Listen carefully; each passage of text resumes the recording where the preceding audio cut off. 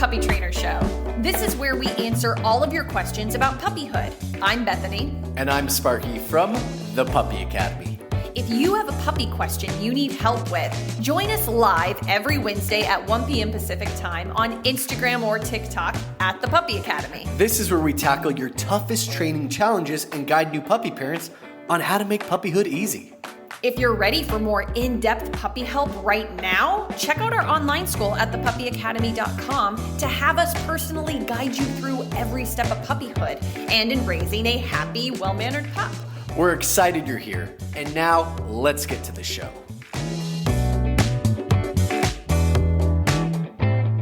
What episode are we on? Everyone! Welcome to Ask a Puppy Trainer Show. Episode 153.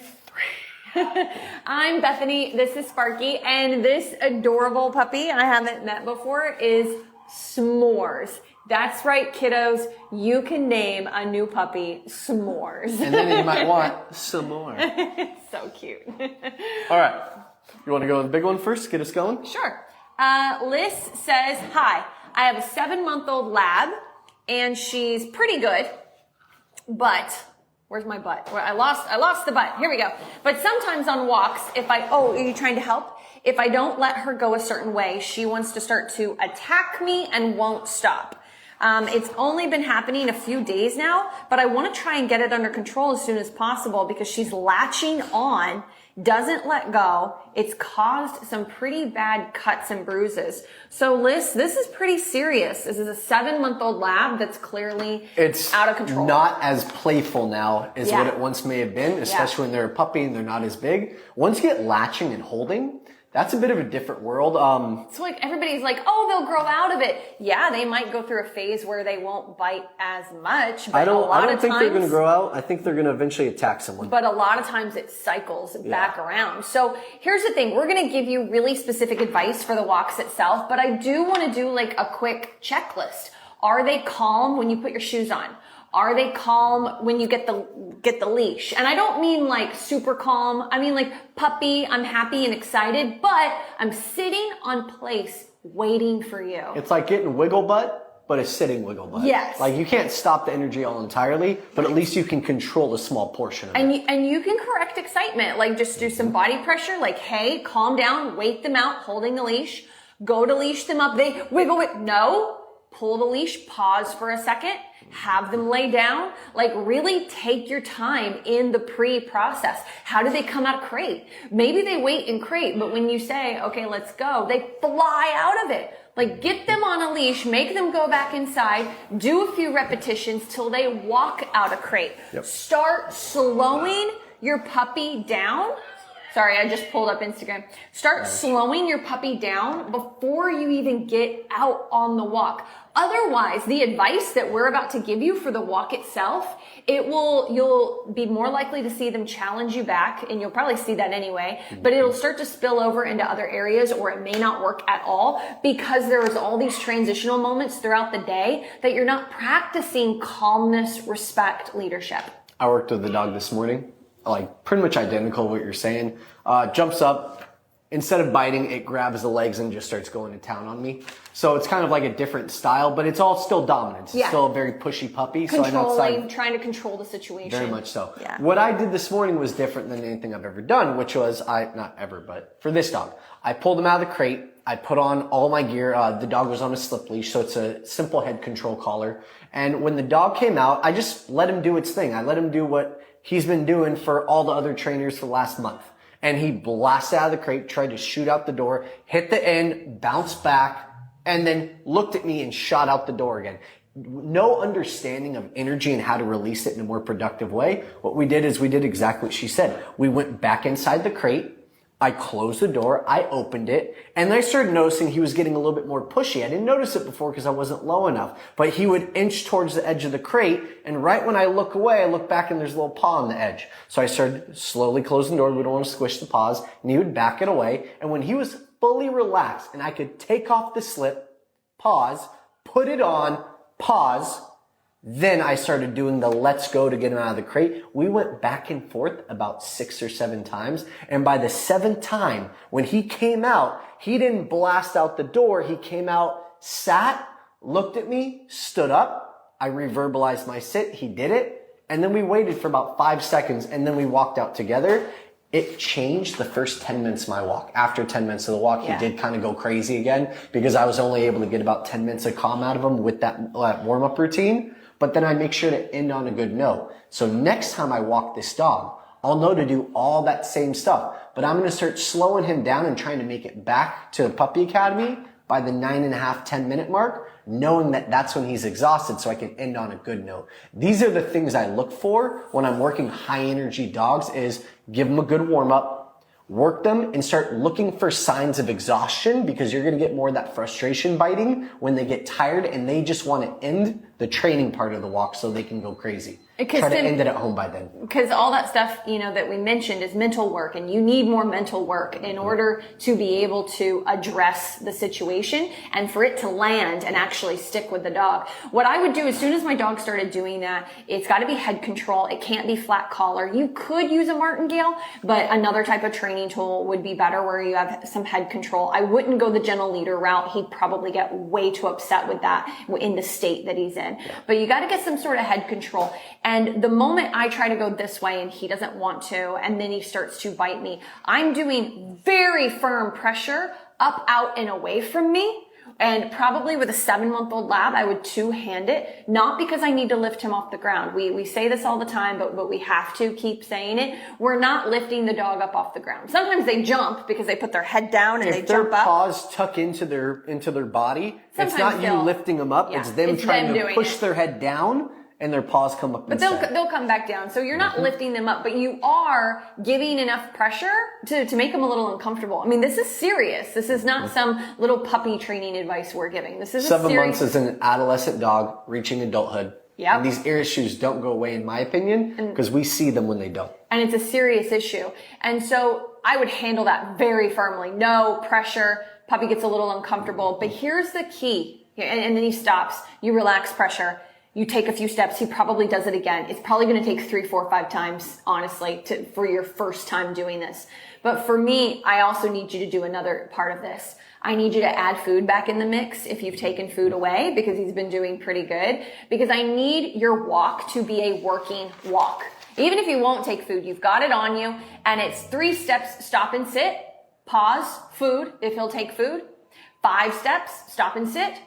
10 steps, turn, let's go, stop and sit, down, stay, do a stay, circle around the dog, let's go, like turn it into a working walk. And especially when you feel like before the escalation, you start to feel the resistance, you need to start to change the neural pathways in the brain that have developed this habit. So in order to do that, you actually have to start to catch it early before it escalates and pivot. And that's by working him, not trying to go for a walk. So try that. Let us know how it goes and keep us posted. And anytime you see that hyper focus kick in while you're doing the 1-step pause sit, 2-step, the 3-step things she just said, it's instant pivot. Let's go, change directions. Yep, change and when directions, you can start getting focus again, meaning that they're not looking and rubbernecking behind, then you're ready to start adding food back in again. Okay, we're gonna try to be briefer when we answer the rest of these. That was a big one though. That was a really important question. So we've got a lot of questions on puppy biting. Where's my? You've got it. Okay, give it that. All right, a lot of questions on puppy biting. I'm gonna start with Daryl because he's actually someone here, and it's how do you stop aggressive puppy biting causing injury, hands and arms? I have a 4-month-old, but he's already 35 pounds because he's a Labrador. Yep. So, Daryl, you have access to our online school. We looked you up. We made sure to look so we weren't just giving you bad info. We looked you up and you already have access to our online school. So if you go to the bonus section, there are 2... Library. Huh? She said bonus section. Isn't it bonus in the library? Or is it separate from the library? It's separate from the library in a bonus section. And it is 2 hours worth of going over different scenarios of puppy biting and how to handle it. Okay. So you definitely have got some homework to do to really dive into that. The short version, because we got quite a few questions on puppy biting. So the short version, without a lot of context from, I should have looked up where some of my other biting questions are so I could reference. Well, let me reference leash, the one we answered previously. By the way, the online school for the issue that you're having, we even discuss in one of those videos, the one she's recommending to this other gentleman, we have a dog jumping up and biting at our clothes and our hands, just like your dog is on the walk, and we show how to work away from that, how to work the dog off of you. So like Lynn says, puppy barking at me when I say no or stop him from biting me. How can I stop this? So there's just going to be a lot of puppy biting questions. So obviously I just mentioned the online school. Hello, people, come on now, get on a program. Well, that's it. They couldn't find it under the bonus area. They could not find the bonus area. So they are live and they could not find the bonus area. Okay. That's something that we can, talk to you about one-on-one since we have access to you. so we'll definitely address that. Thanks for letting us know. For just a general topic of puppy biting questions, you have food on you. If your puppy is like under 7-8 months old, you have food on you all the time in the house and a leash on all the time in the house.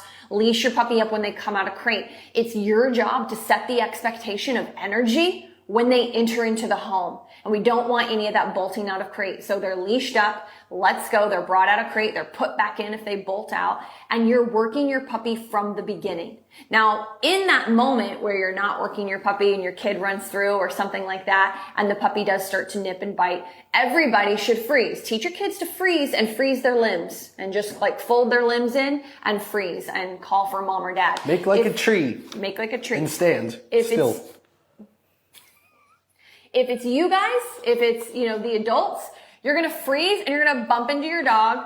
If they're jumping up on you, bump into them, pause, pick up the leash, do pressure up, out, and away from you if they're still got a hold of a pant leg or anything like that. Because I'm telling you, when you've got, flat collar is okay inside, for some dogs, but if you're having a more serious issue, then I would definitely go martingale slip leash. But anyway, it's up, out, and away from you, and they will let go. you just wait patiently. You don't lift them way up off the ground. Your shoulder, you should never be above your shoulder. You're just pressure just until they are oh, there's something happening, and they just let go. Stop adding confrontation to it of no, ow. You're seeking boredom. You're waiting for them to get bored enough and let go. To let go and then sit. And you're making it no fun. It's don't chase a dog across the house that picked up a sock. They'll just learn to eat socks I was just really, thinking it too. really quickly. Yep. And then on the flip side, you have food on you, so you're redirecting with food all the time. So if they typically bite you in the mornings on their way out to potty, or when the kids come home because they've gotten so excited, you know that about them. They're on leash next to you. You've got your treat pouch, and you're doing sit every 5 seconds. You take 5 steps, stop and sit food. Teach them the expectation for how you want them to be. Now, if it's for petting, that's a whole different thing. So there's so many contexts to puppy biting. Please keep that in mind, and please make sure that you are not representing a ton of excitement to your puppy, because that is just really confusing. Excitement is not looked at very favorably in the dog world, dog world. Usually that leads to playing and biting or being corrected. And so that is very confusing for your puppy. Calm, confident leadership 90% of the time, and you can teach your kids the same thing. It's pretty great. But in the meantime, leash and food. Do you got anything to follow up on it? Not for that one. I just got a couple good ones yeah, for let's Instagram or for go TikTok. over some TikTok. Sorry, I got a we dog were in my mouth. neglecting you. I know you got distracted. I knew it was because of her. We've been neglecting you. I'm sorry. So that's because I keep forgetting to open it up. I thought you were doing TikTok this whole time. I don't know why. I haven't in the last 150. I'm moving on. 153 episodes. Go ahead. We're waiting. Called me out. Made me do the duck face. All right. We got it. All right. This is from. You got to hold her. She's too damn cute. She keeps licking my nose when I try to talk. Do you like Sparky? All right. From Sarah Buttoncourt or something. Sorry, I messed it up. I don't know what I did. Okay. Get rid of it. There you go. Thank you. All right. How long is it okay to leave a 3-month-old puppy in a crate? Every dog is a little bit different. Yeah. If it's a large breed, you're going to get maybe an extra 30 minutes to an hour out of them. What do they do? Oh, chewing cords. Nothing. Not doing anything. I think Schmores needs a snack. But her mom was watching. Bye, Schmores. Again. If I have a large breed puppy, 3 months old, I might get an hour and a half, maybe 2 if they're really good at holding it. If I have a small breed puppy, I'm probably shooting for maybe an hour to an hour and a half, something around there. roll with that. See how it goes. Yeah, Try it out. and build on it. Like some 3-month-old puppies can do 3 hours, no problem. To give you an idea, every 2 weeks we give new schedules to our owners, and it usually goes up anywhere between 30 minutes to an hour for crate and or free time. That's it. Yeah. Cool. Wait, there's more. That was a quick one. No, I want Nelly another has one. a No. All right. All right, phase 2 of her first last heat. What does that mean? Phase 2 of her first last heat, super hormonal, barks and howls all night. I miss the puppy blues. Oh, I know. Yeah. Oh, last heat because you're only going to get 1 heat cycle. Yes. Yeah. Sometimes that happens. Dogs can even become aggressive. Yeah. I've seen it too because they're seeking out companionship of a particular nature. And I've seen it where they're guarding their space like crazy because they want everyone to leave them alone. Yep. Yeah. I've seen that as well. Samantha Brooke, our puppy does great in the crate during the day, but cries and howls like crazy at night. Any tips? That's weird. That's a little bit more rare. Yes, Usually it's the opposite. Yeah. Is it with you in the room? Because if it is, maybe try in a completely different room of the house. You might be keeping her awake, your puppy awake. Want to be like snore or move around a lot and not realize it and keep waking her up. Or just being in the same room with you might be overstimulating for her. So maybe try just a different room if you're not. We have a dog that once while sleeps on bed with us, she never makes it a full night because I kick her right in the head every single night while sleeping. Most time we're the ones waking up our dogs.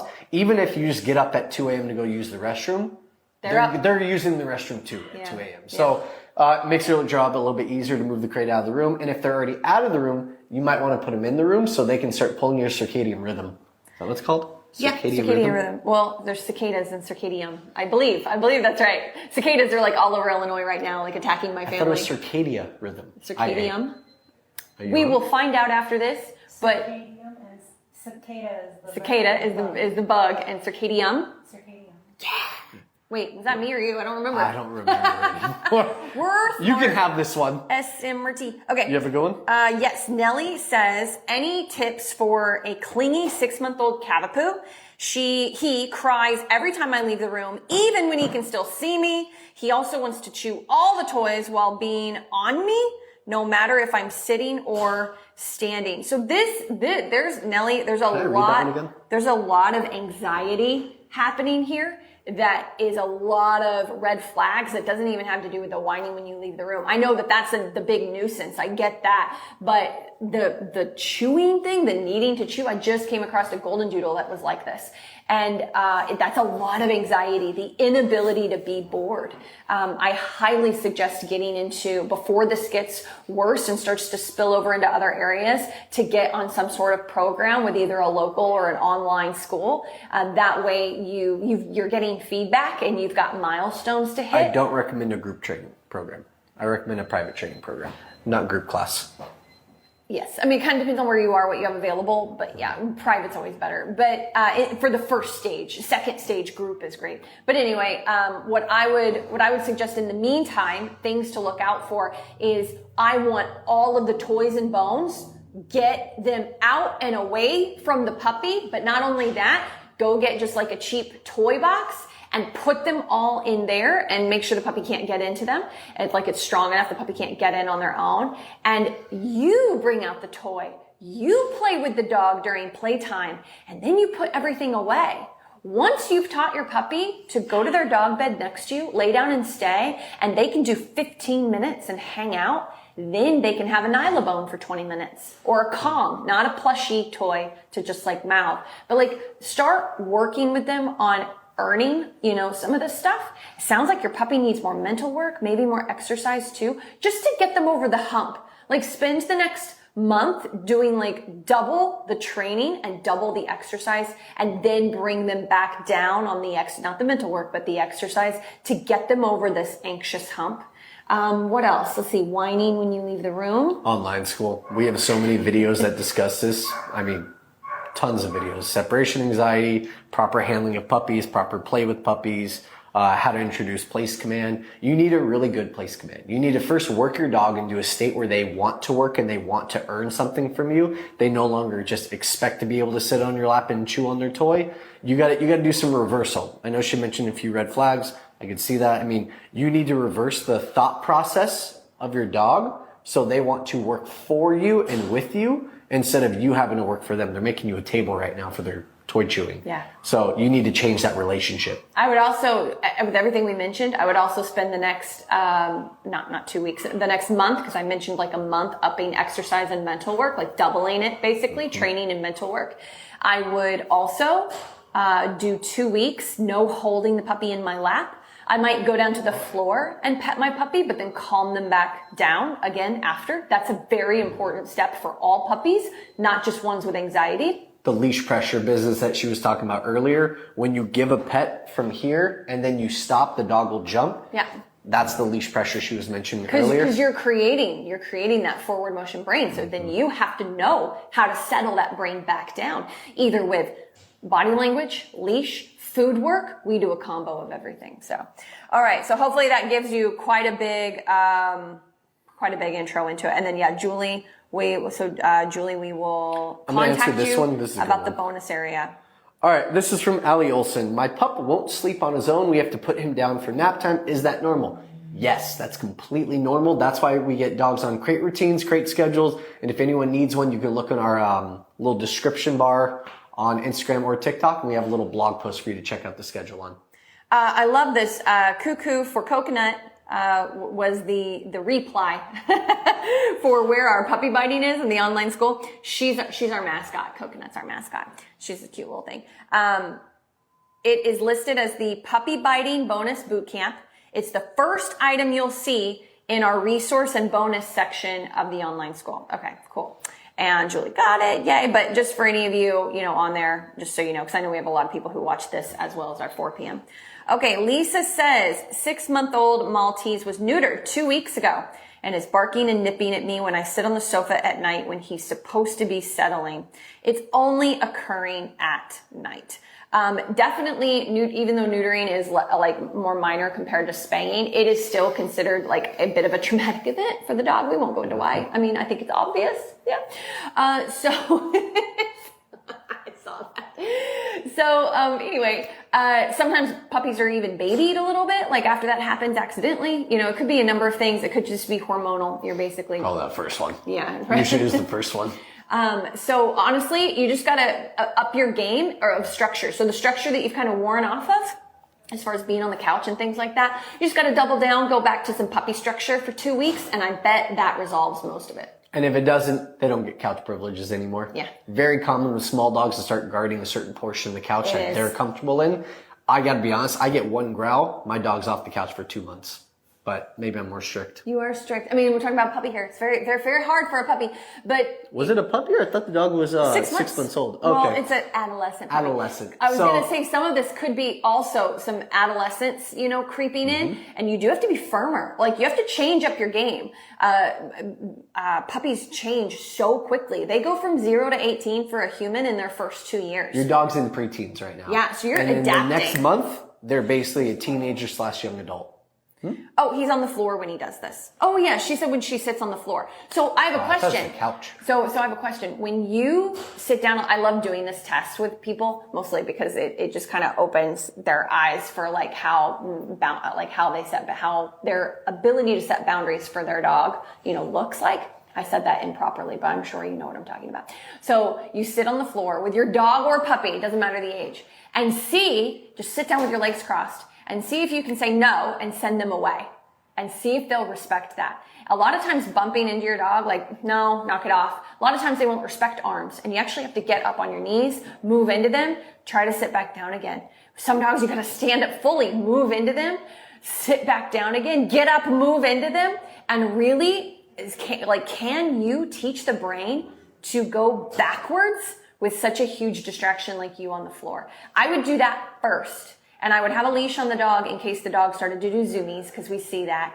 And then I would start to do some food work, like after that, like once I get that boundary established. And you may not even on your first try. It's really hard sometimes. My crazy dog, Archie, the one that I mentioned that I trained earlier today, same thing. We put him in a sit, stood right in front of him. He was facing us. Once he sat, I took a step to the side and opened the path for him if he chose to take it. And it took about 6 of those before I could open the path and he would stay sitting. And then even giving eye contact, waiting for food. You're making an emotional and mental connection between your dog and you. That way they're not acting on their base instinct and they're only their impulses. This is how we get Impulse control. Laura says, do I have time? Yes. Laura says, I have a 6-month-old Aussie. Yay, Aussies. Who have started bolting at birds and squirrels. Yep, it's about that time. If it hasn't happened already. I don't know. That's late. Well, I mean, honestly, like if you see those videos of Aussies and border collies that are 8 weeks old chasing sheep, genetics, baby. All right. On and off leash. He won't take a treat when on leash. Well, yeah, because the squirrel is the treat. Yeah, it's a more valuable treat than you, I'm sorry to say, in that moment. And he won't continue moving on a walk. Honestly, for me, for a 6-month-old, this is a hard no. Like tug of the leash, let's go, change direction and walk, preferably before the squirrel is running. So you go after arousal, not the chase. If the dog is already chasing, you're just in damage control. Arousal is ears, tail, back straight, body freezes, stiffness. Mouth shut, stiffness, ears forward, pointed. You got a lot of different there's a lot of those different checks. Like the big one with an Aussie, they don't have a tail, remember? I know. I was even going to ask you, what are the Aussie ones? Because you work way more What Aussies I'm looking for an Aussie or a border collie, it's the freeze, it's the ear forward, because like their ears are a little They actually like point forward. And then the you know, that like zone in, and I'm immediately like, nope, let's go. And I'm doing a redirect, and I'm getting enough, that's all the stray cats in the neighborhood. And I'm also doing it off of people, because I don't want to just do it when it's hard. I want to train my intensity changes, but I want to train my puppy to defer to me with all distractions. Like, you do not feed off of your environment right now. When we go to the park and we're on a long line and you have permission, that's different. But on neighborhood walk, that's not happening. So everything is a redirect, and then you will get a certain distance where you can work with food if you want. But 6 months old, combination of genetics, that's tricky. Sometimes he'll never take food. And honestly, that's okay with me. We're still moving and you're still following me. And so, that's how I'd handle that moment. There's a lot of stuff at home that could probably be tweaked too, but that moment, that's how I'd target that. My big thing for the walk is if you're doing heel and you're that far like into your walk, you get to the point to where they start just pulling like crazy. Let's go. You got to work them down. Yeah. I mean, Bean, one of our dogs that just graduated a few weeks ago, Aussie as well. I'm telling you, it was a real Aussie, not a fake Aussie. A true Aussie, like a working ability dog. Yeah. And yeah, it took us 3 months, the entire program, for her to be able to look at a squirrel and me to be, hey, normally be a lot louder, but and then he'd be like, what? Her ears, and the dog is like, oh, hey, how you doing? Yeah. But before you could have done a bomb and it wouldn't matter. Relationship, habit, repetitions, home relationship. And the only reason I even brought that up, 3 months with a professional crew of dog trainers working 3 days a week for 12 hours a day with this dog, and it took 3 months to do it. So Aussies are difficult. It does take a while. That's the only reason I said that. It takes a while to train it. We got some feedback, and we always love feedback, Good so we feedback, kind of want to address that. Lisa, well, where's your question, Lisa? She was the one who was on the couch and the dog was on the floor and got neutered. Oh, I love it. Oh, well, we he also this. Butchered your question too. He and assumed it was the couch. No, you did. I did. He does this even after exercise training, playing bones. Well, the only thing in there that would help him maybe with nipping and biting is training. Exercise, playing, and bones is all adrenalizing his brain and causing him to be stimulated. So it's creating more of a problem. So she says he even does it during all these things? After. Like in her head, like most people, exercise, training, chew time, playing, and my dog is still nipping and biting me. I'm like, that's because the only thing that is potentially helping him be calm maybe is training. And that's if you're doing it in a way that builds impulse control rather than drive. And so all of these things isn't really what is going to help you with the situation. Mental work and teaching boundaries, a valuable no. Like that's where it's at. And you have a great window. They just got spayed, right? The dog just got neutered? I think we're confusing them now. I'm sorry. Oh, well, Kimberly thought she was helping, but she's not. So what's happening right now? What question is this? It's okay. It's okay. So She just posted a new one. either, Will you scroll down? Lisa, you're on here. Lisa, Bless please. your heart. Will be helped in some way. I'm trying to explain all the activities that tire him through the day. But the problem is most of the activities you mentioned could just be creating overstimulating him, creating cardiovascular endurance. We think that exercise tires out dogs, and I'm going to Physically. tell you, it will physically tire them out after about 10 to 15 miles in a go. And then they're going to get home, and I'm not It's trying like to be it's like passive the aggressive. daycare dogs. They will come sleep home. for 15 to 30 minutes and be full energy again. What the Or- training or will the- do, Or the daycare dogs that pass out the rest of the night and then they're nightmares the next morning. yeah. The training is different because what the training does is it specifically targets parts of the brain and it helps Focus. them. Thank you. Targets parts of the brain that help them focus, and it actually settles them down and allows It's you supposed to. Okay, yeah, that's fair. It's supposed to, but it's your boundaries. It's all the routines. Just so you know, if you're ever training and you're bored, keep it up. You're doing it right because you're doing training that's supposed to help the dog learn to be bored and be okay with it. Because right now it sounds like they're struggling to do that.